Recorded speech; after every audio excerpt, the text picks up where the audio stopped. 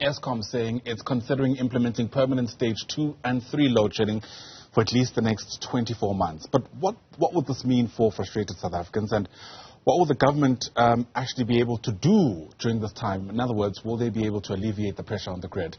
Let's make sense of this for you now. Bring in the chair of the Mineral Resources and Energy Committee in Parliament. That's Sahlulelo Luzipo, who joins us via our video link this morning.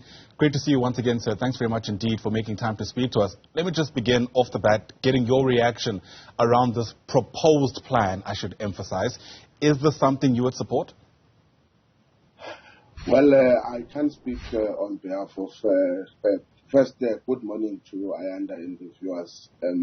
It's quite, if not painful, it's depressing news that we just received with regards to Eskom, saying that they're making a consideration over a period of 2 years to have permanent load shedding stage 2 and 3, which it doesn't mean, and I think we must say this, I don't think does it mean that we will only be permanent on stage 2 and stage 3. It means at different intervals we might see again going to stage 6, as we have experienced before.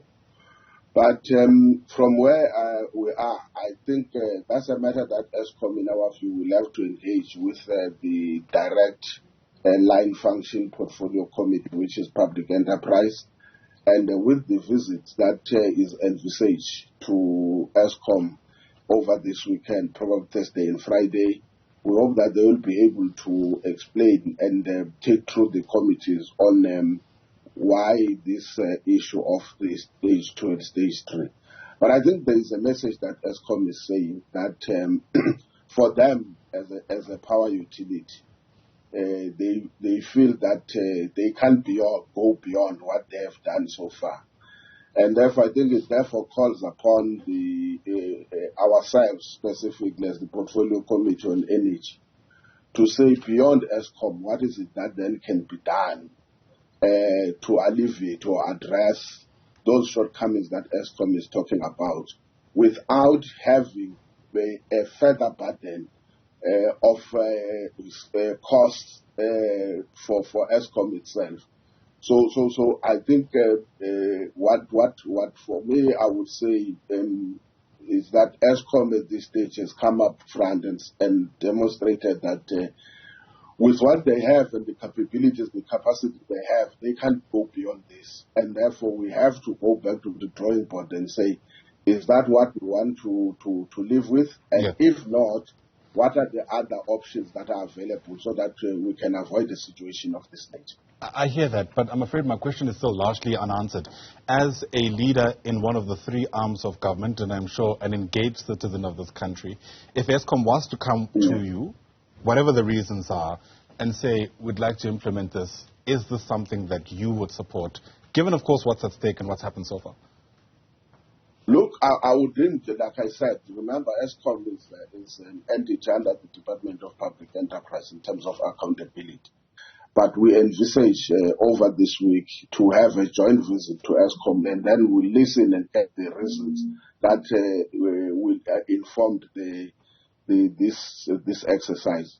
But it may not only be supporting or not supporting. The question would be, if what they say is exactly what will happen, there's something that says I may disagree, I may not support what they are saying, but the reality is that at the end of the day, they will be saying this is what we think we can go to.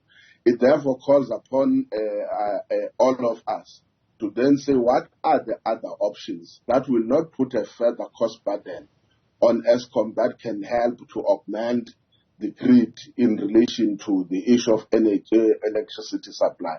So at this stage, I'm not privy, and they try to outline, we listen, but we may have, or I may have some other questions that based on what then they would give us concrete reasons and possible options that they look at that can mitigate against what they are proposing. Then I may be able to say, well, the reality is that nothing more that can be done except if we look at other possibilities that are at our disposal. All right. So if they are in. Sure. You reckon perhaps it's worth ventilating those other possibilities before we go to this as a possible last resort, if I'm understanding you correctly? Look, remember, policy on energy rests with the Department of Mineral Resources and Energy. And all what we say that we also need to look at other options that can be more cost-effective, affordable, but also will provide security of supply with regards to electricity. So at this stage, until we get those concrete reasons and be more informed, we then have to accept that Eskom, in my view, is coming forth. I'm trying to look at call it positive. What they are coming forth and say we cannot go beyond this, and I think that's what they say. The best that we can do is to subject the country into a permanent state of load shedding, deferring on decrease, but it will never go less than level 2. And in my view, therefore, is that we can't, as politicians or as policymakers, as Parliament, then say there is nothing that we can do. Let's live with what Eskom is saying. Remember, there are other alternative sources that must be considered. Yeah. But as I said, that if we consider those other alternative sources, we must look whether they are not putting more of a cost burden to Eskom, which we could have been utilized to augment Eskom itself. So at this stage, I think it will be just speculator to say this is what then has to happen. But we have to mitigate against what Eskom is now saying to the nation. Of course, there's also great interest around the conversations that are currently taking place, we're told, behind closed doors. The president cancelling his visits to the World Economic Forum last week. But reports emerging this weekend that many of those meetings, unfortunately, aren't yielding any fruits. As a policymaker, with an interest, I imagine, around what happens next, how much do you know about what's taking place in those meetings? Look, like you have said, there is a separation of powers until such time those processes are taking place. I think there is something that we must say. For me, yes, the situation that we are faced with is quite depressive. There's no doubt about it. But there's one thing that I think is beginning to be a sense of positivity.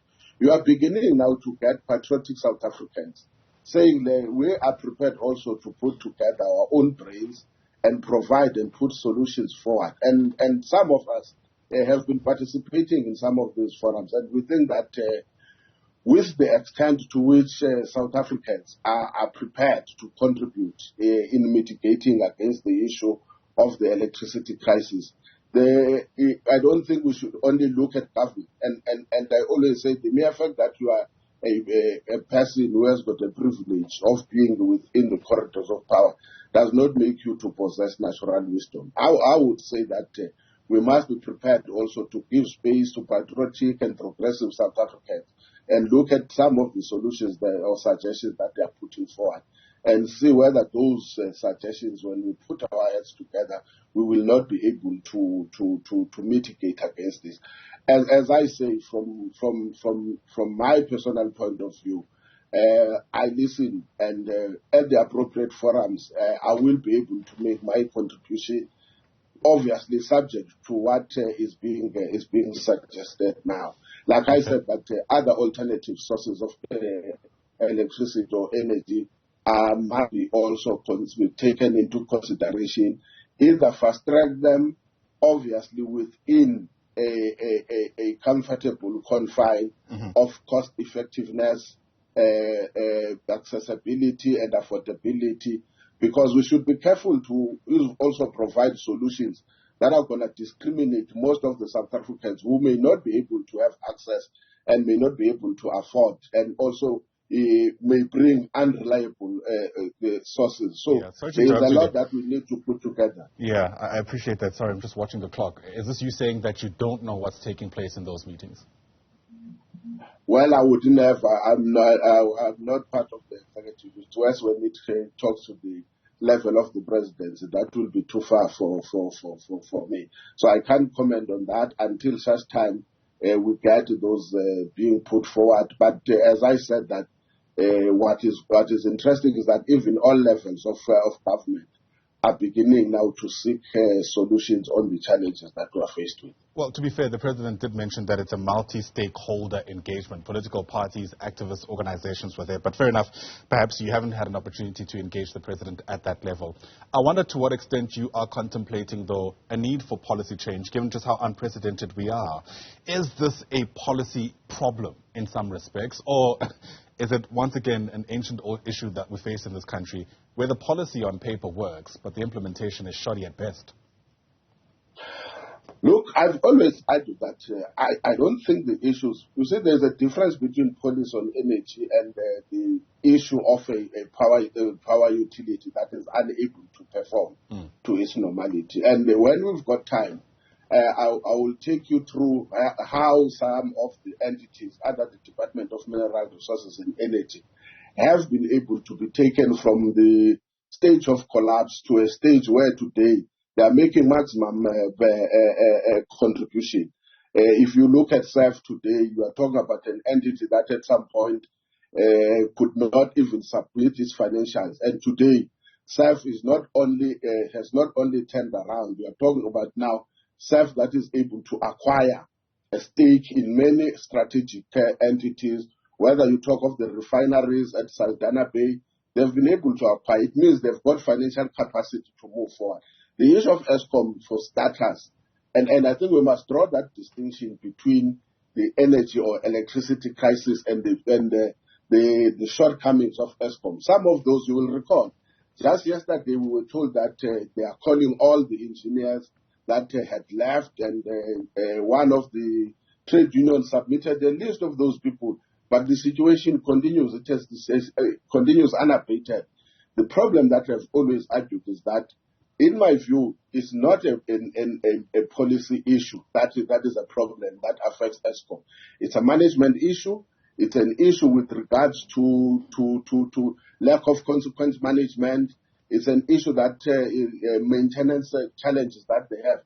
All those issues combined, sure, until such time you get a determined leadership at the level of its executives, you will not be able to address the problems of Eskom, because in my view they are not related to policy.